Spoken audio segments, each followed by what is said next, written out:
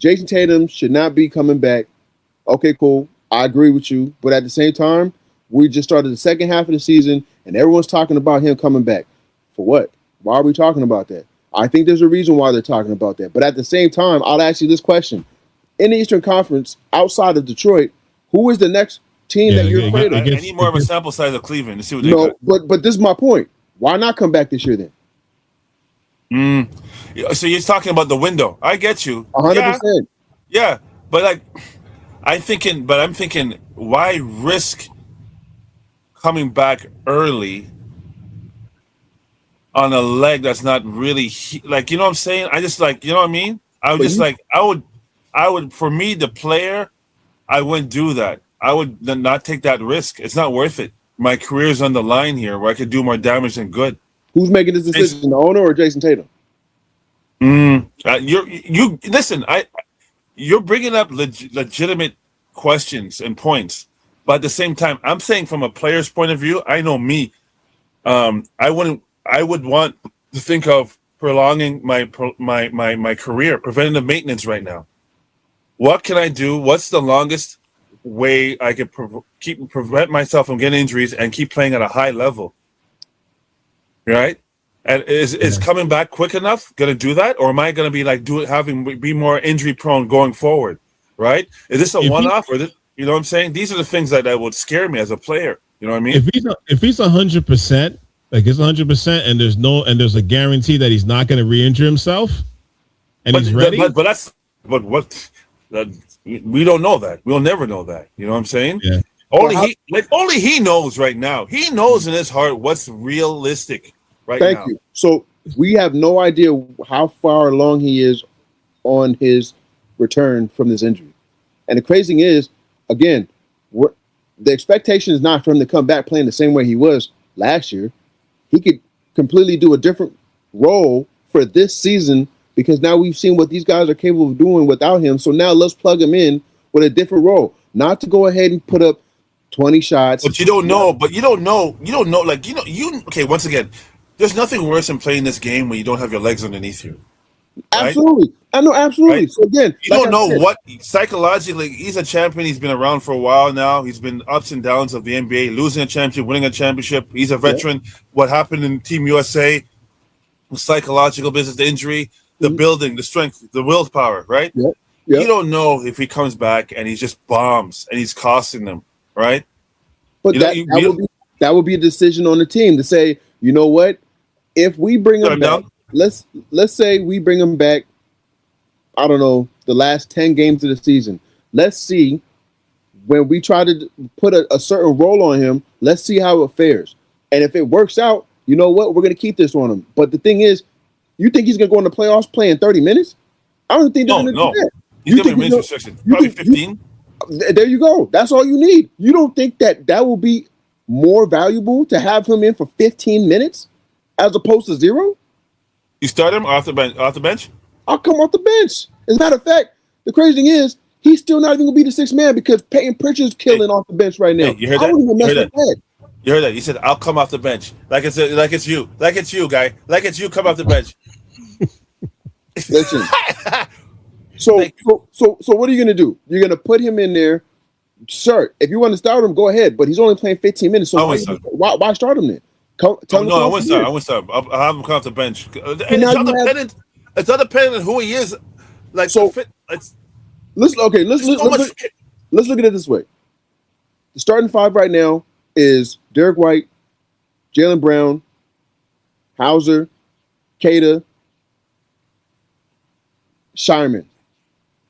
Off the bench, you have Simon's got traded. No. Shireman. Oh, okay, not Vucevic? No. Vucevic is coming off the bench. For now. Yeah. So you're telling me if you plug him in for 15 minutes off the bench with the other two, they're not going to be a problem? Yeah, but we don't know you don't know what he has to give right now. And a 10-game sample size to ramp up for the playoffs is just not enough sample size. I think you need more than 10 games. You need like probably 15 to 20 to kind of see how the coach will play him, how he implement him. If we're talking about mental, I think Jayson Tatum and that front office has had these discussions saying, listen, what's the status on you? If we start dangling your name out there, are you ready to take on the pressures that come with it? Because I tell you right now, if we're talking about the psychological aspect, I would not be throwing his name out there if he was nowhere close to even coming back, especially knowing, and he even said this, came out of his mouth saying the moment that he tore his Achilles, the first thing he thought was, yo, are these guys going to trade me? That's what he thought about. One of the things he thought about, are they going to trade me? Am I going to be able to play again? These are things that was going through his mind. You're right. Psychologically, no, he might not be there, but at the same time, I'm pretty sure these guys have been in major discussions with him saying, hey, are you good? I'm good. All right, whatever the case may be. Hey, where are you at in your recovery? I'm here. You're looking pretty good. Okay, cool. They know how strenuous this whole league is and how these games could get you in terms of exhaustion and fatigue. You really think that all of this is just for them to say, yeah, he ain't coming back this year? What the hell was all that for then? Especially with them Boston fans.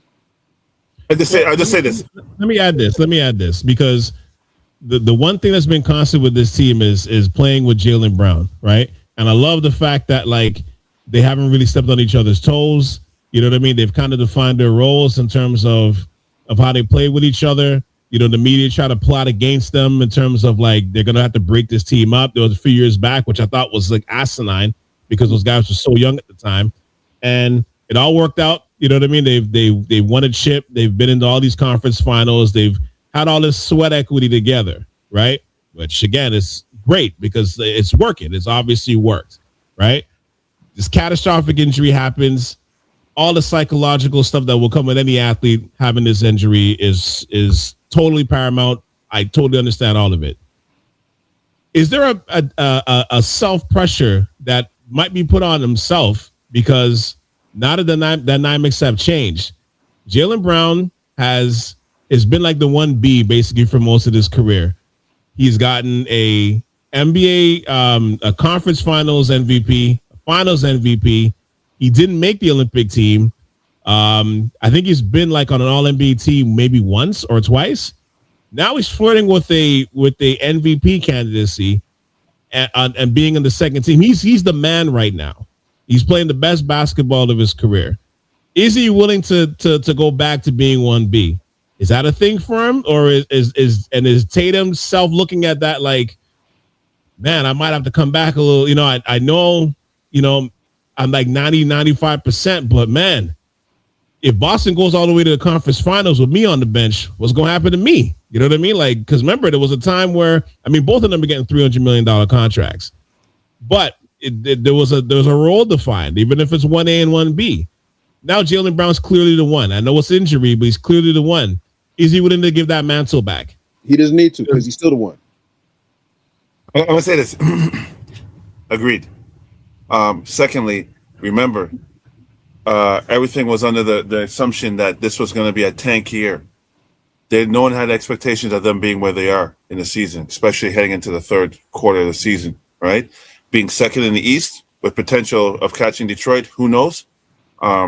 Right? So they're playing with house money right now. There's no expectation. That's why I'm saying this furthers my point about like resting Tatum. There's no expectation on this season. There's no point on to begin with, right? On rushing him back. So that's my only thing I'll say towards that.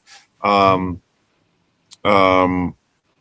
Jaylen Brown factor, he's proven. I think this year with the chip on his shoulder, the disrespect from Team USA, he's just been disrespected for a long time. So he's always had to prove. Yeah, he's just been right. Even with the LAPD, that's going to be an interesting one. What's going to happen there?